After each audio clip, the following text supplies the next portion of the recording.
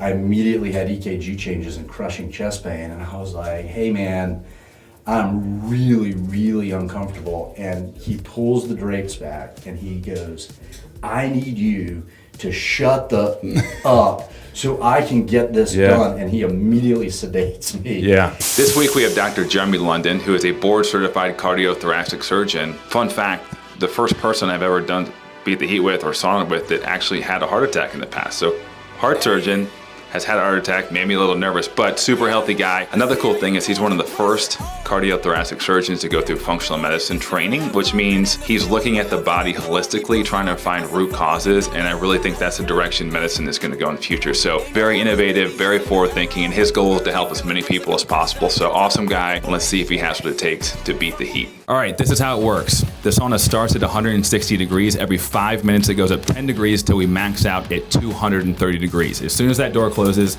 a 30-minute timer starts, and that's the length of the podcast if you beat the heat. But throughout the conversation, there's 5 trivia questions that pertain to the guest. If they get the question wrong, water goes on the rocks, which makes it way hotter in the sauna. If they make it the full 30 minutes, they win the coveted Golden Ladle Award, which is the most sought-after trophy in all sports and competition. So let's see if they have what it takes to beat the heat.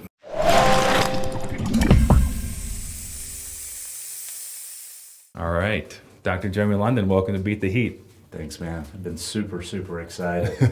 I really have. How you feeling? You know, we'll see what happens. A little nervous? Absolutely. I feel like you're like the most prepared of all of our guests. Yeah, thanks for that. Yeah, you had the water, you had the element, you had it all. Speaking of, we'll crack open element for our sponsors. You want to pop open? You know? Awesome. We'll do a cheers. You work with them. Absolutely. I love their stuff. There's not a better tasting electrolyte out there. Totally agree. All right, so just to be clear, so cardiac surgeon, this would not be the recommended protocol for optimal heart health. This is pushing the limits for sure, but you know, I think that if it's an acclimated process, then I think it's not unreasonable, and you gotta listen to your body. For sure. You know, if it takes me to the edge and I'm We'll not see. happy, I'll see you during lunch. So we were a little nervous because 3 years ago you had a cardiac incident yourself. I did. Yeah, that was an eye opener for sure. Were there any like indications, or did you have any warning or anything like that? None at all. I mean, you know, I don't have any risk factors really. I don't smoke. I don't have a family history. Try to eat reasonably well. Blood biomarkers were? Yeah, I mean, my cholesterol was maybe a little high, but certainly not in a range where there was any huge concern. And it was weird. I got really bad COVID early on. Really bad COVID, because I was kind of front lines with these really sick people. You know, we would put people on the ECMO machine, you know, when they couldn't get enough oxygen in their body. So we were like all over these folks. And I got really, really, really, really sick. Yeah. And I never really recovered after that. And there's some thought process, you know, because you do create clot more easily after having COVID. Yeah. And I don't have any calcium in my arteries. So I was struggling for maybe, I don't know, 8-10 months where just exhausted. So I guess in retrospect, there were kind of soft signs. But yeah, that was not my proudest moment as far as how I handled all of that. And what exactly happened? Like, So we were out in the country. My wife's family has some property, and we built a cabin up there. And I get up really early in the morning, and I kind of got up. I'm walking around, and my wife looked at me. She goes, "You feel okay?" I was like, I just got this really wicked heartburn. I was like, just reflux, and I've had reflux, whenever. Yeah. And she's like, "Are you sure?" I was like, "Seriously, like you're gonna question me?" Yeah, I know. Right. I was like, "Come on." She's like, "Okay." She goes, "You just don't look right." Right. So usually I'll go and I'll sit down and I'll read or whatever, and took some antacids or whatever. I sat down and I felt fine. Yeah. I was like, cool.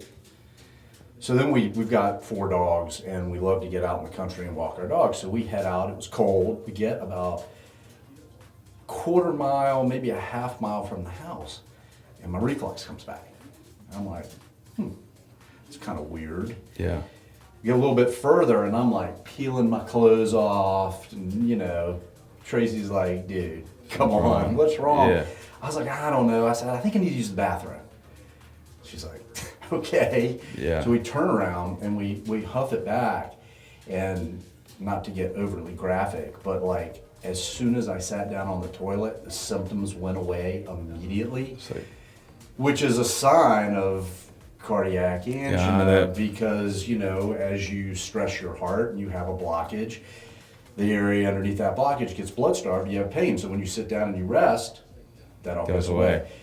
And literally, as soon as I sat down, I was like, no way. Like you knew it. Dude, You're in the middle of nowhere at this point? Well, I mean, it's not really the middle of nowhere, but I mean, we were an hour away, but I didn't really make much of an issue at that point. I decided that I'd just kind of roll with it during the day. Kind of just went against everything you probably recommend. Why don't you just worry about yourself over there, Todd, for a minute? Do as I say, not as I do. Yeah, I got you. Got it. Yep, got it. Yeah, drink your element. Yep, got it. So, kind of went through the day, and I would kind of go upstairs, and it would come back, and I'd sit down, and I'm like, God, you've got to be kidding me. So, Still thinking like you thought that's what was happening. Okay, got it. So you're just ignoring it. Yeah, the heat is like truth serum. Yeah, for sure. That's how this all started. It is truth serum. It's all rolling out today. And so my wife and my other kids actually went back into town, and my youngest wanted to stay to do an evening hunt, which, you know, love to do that with them. So we get out in the stand and late afternoon hunt. It's winter time, so it gets dark early, and he actually harvests a couple of deer, and I walk out of the stand. It's pitch black, and I have crushing chest pain right there in the middle of the field. And my son is 15 at the time. We have no cell service. We're a quarter mile from the truck. No cell service. Nothing. And I'm thinking, he's looking for those doe. He's going to find me out there for sure, dead. And I just, at that moment, was like, okay, bro, you gotta pull yourself together, slow, deep breaths. So I go over, first of all, he's a smart kid. He's like, Dad, what are you doing over there? Yeah. I was like, well, sometimes they run over here. He goes, you're 100 yards off. I was like, yeah, you never know. They could be over here. So I get up and I walk to him, and I had to stop like 3 times. And he's like, what's going on? I said, well, I've got some reflux, and I just got to slow down. He goes, stopping helps reflux? But when you said that, you knew it, like you were lying. Dude, I knew. What's that? You knew it wasn't Oh, that. 100%. Yeah, so you're just saying to make him feel better. I'm just trying to get out of the field, right?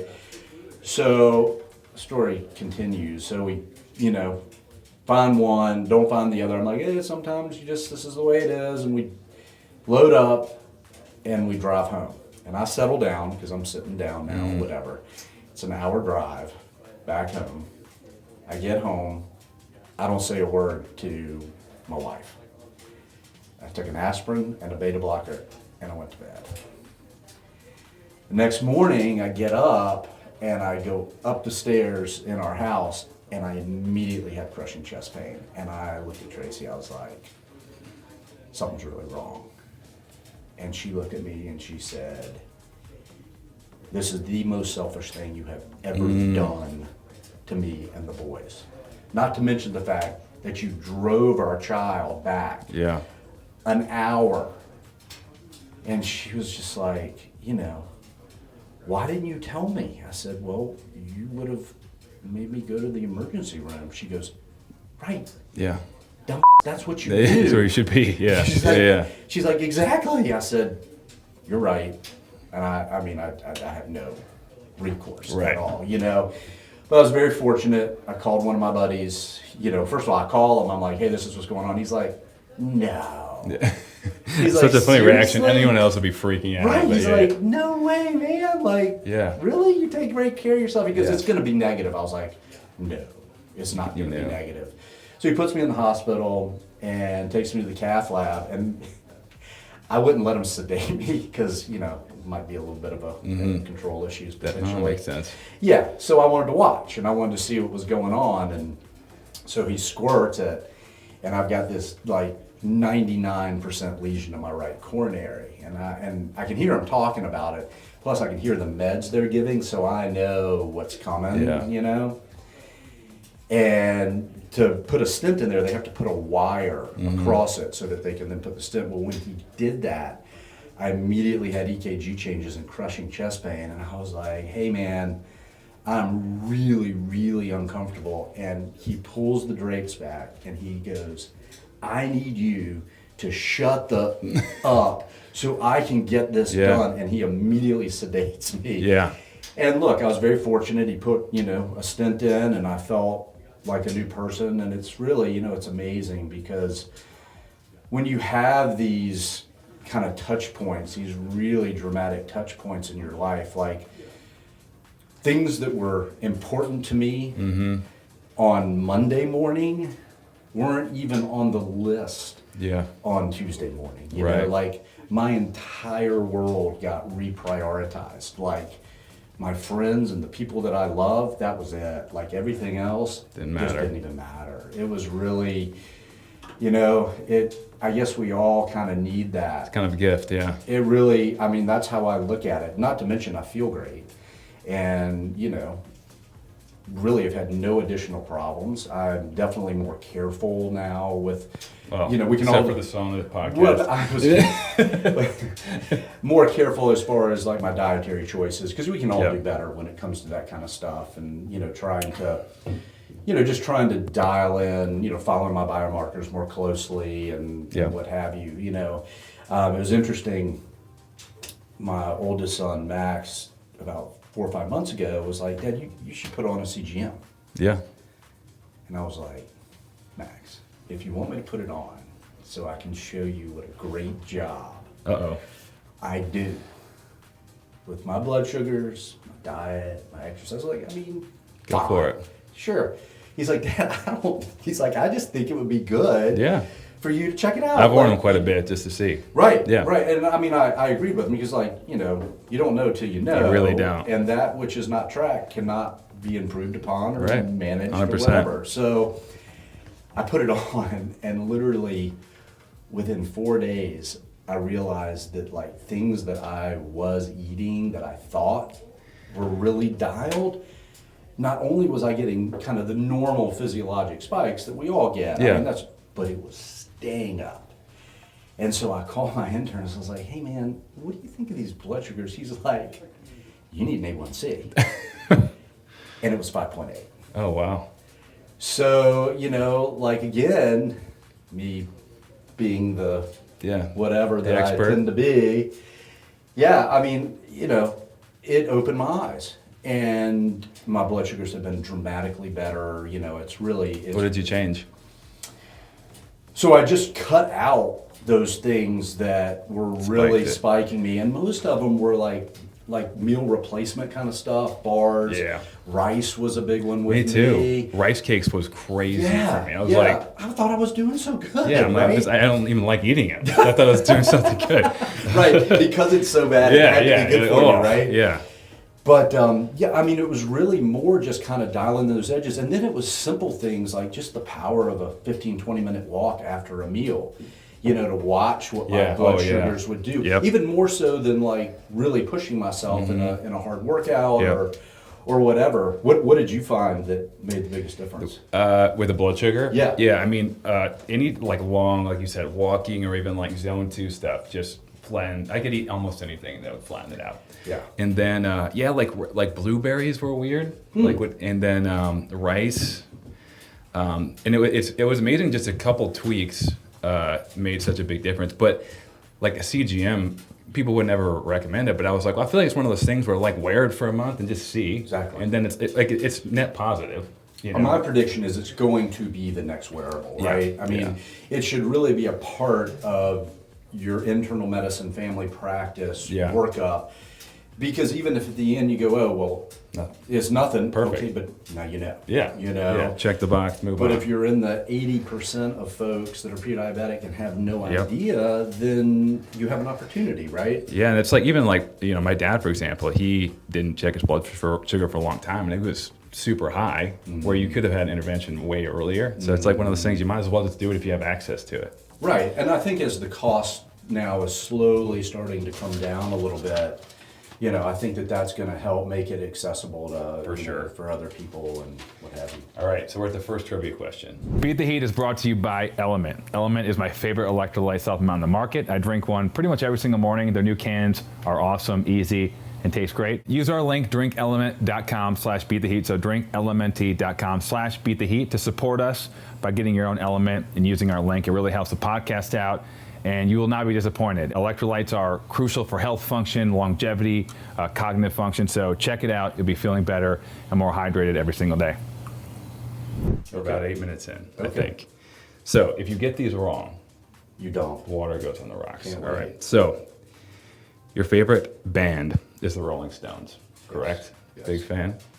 We'll see. All right. The cover to their 1971 Sticky Fingers album was designed by what artist? Ooh.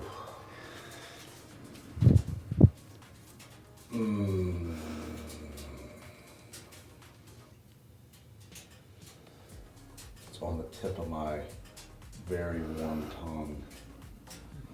I can't. A hint's tough because it would probably give it away. It'll give it away, yeah.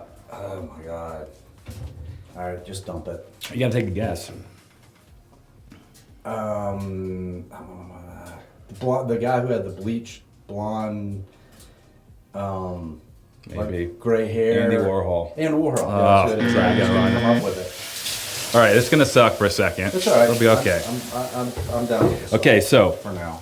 now we're gonna go. We've never done this before, but we're gonna do a rapid fire. Dr. Jamie London, this or that, health trend edition. So what you're gonna do is pick. You have to pick between the two. Right. So I'm gonna give you two things. Let's say. So the first one is omegas or creatine for a supplement. If you had to pick only one, Oh, you have cool. to choose. I We're like just gonna it. go rip it off. I like Okay. this game. All right. So this or that, Dr. Jeremy London. So omegas, omega-3s or creatine. Creatine. Plant-based diet or carnivore diet.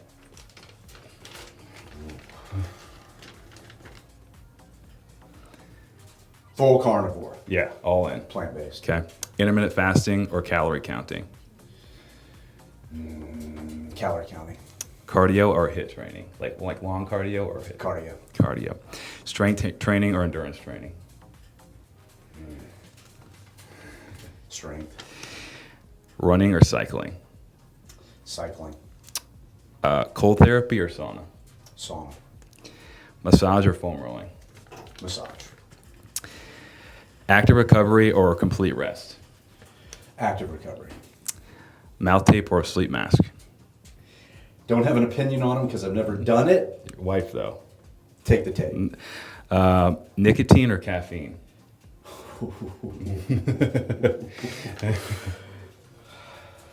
Don't those go together? Yeah, double up, stacked.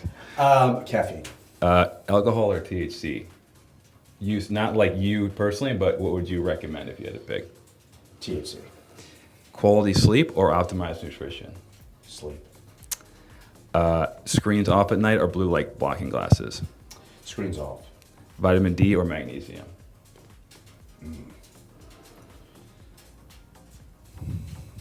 I'd go vitamin D on that one.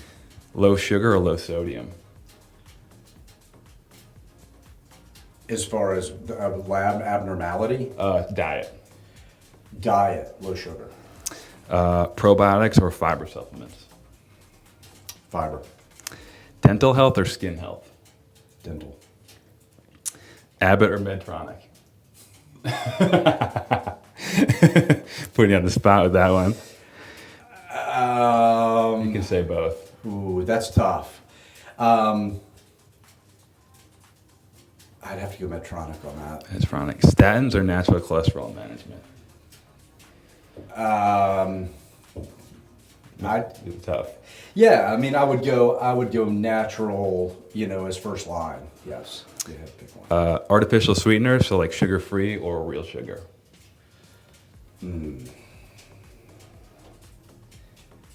I would take artificial. Vape or chewing tobacco?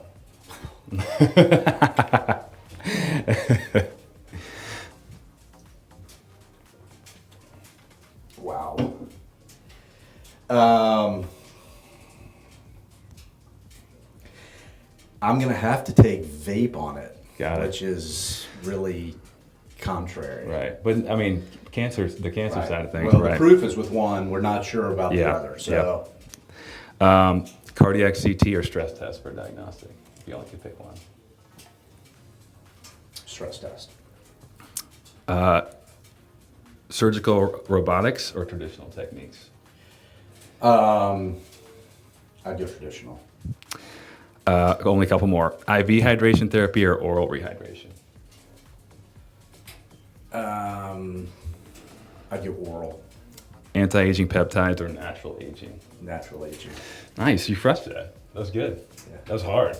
Yeah, I want to qualify like half those answers. Yeah. We but- can go if you want to go back and touch on it. No, it's cool, man. Like you got to make a decision sometimes, you know. It's hard when it's the either or situation because you're like, could be the better of the evils. Right. Or I mean, everything's situational. I feel like. Did you write multiple guest tests? In former My life or parents are something? both teachers, so Yeah, maybe. here it is. Here it is. All right, so we're gonna go question number 2 because we're running through the time here. Can't wait.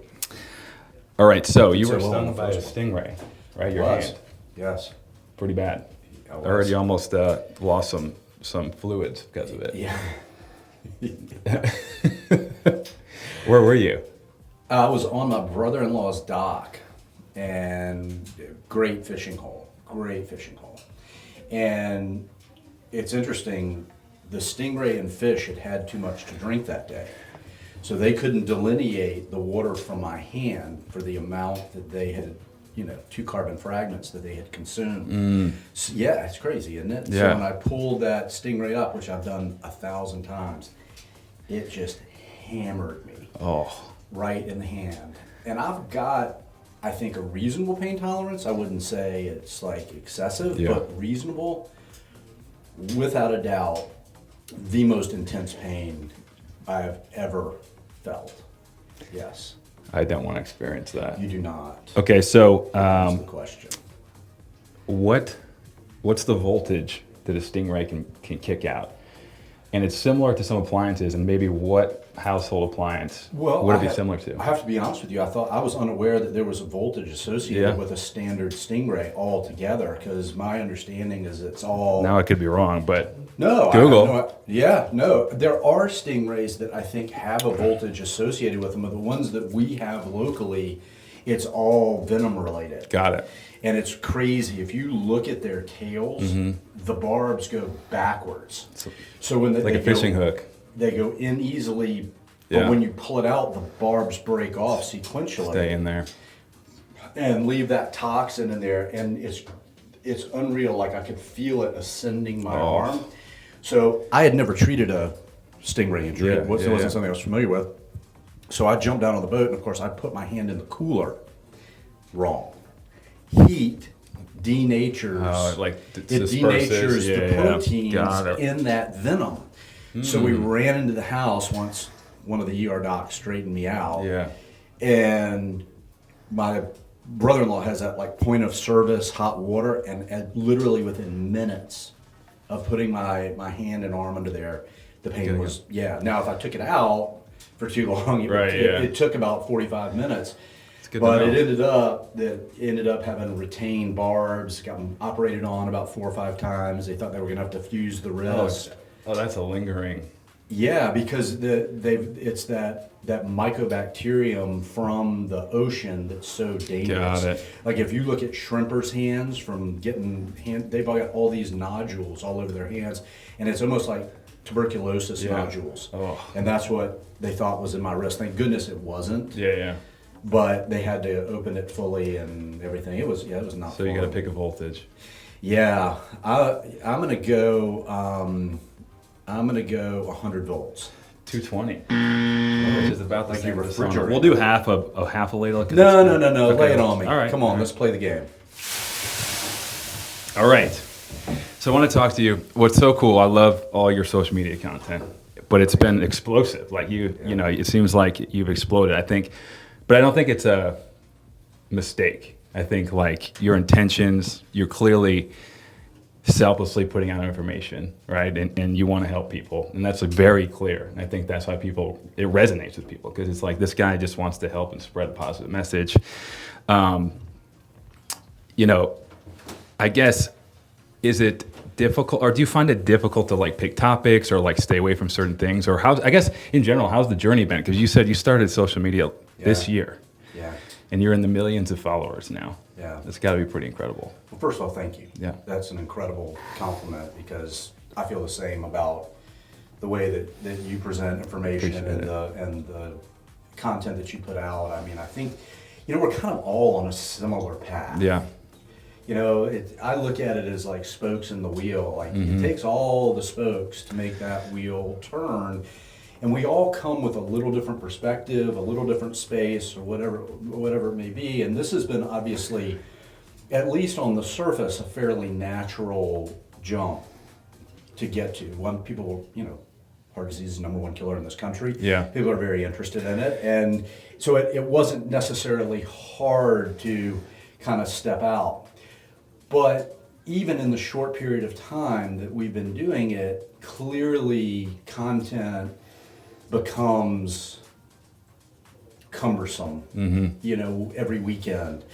But we've gotten better at it. You know, my son Max is really the mastermind behind all this. And Yeah, I give him he's awesome. Met him really today. the majority of the credit for our success, because these are all uncharted headwinds for me. Like I was the guy at a party.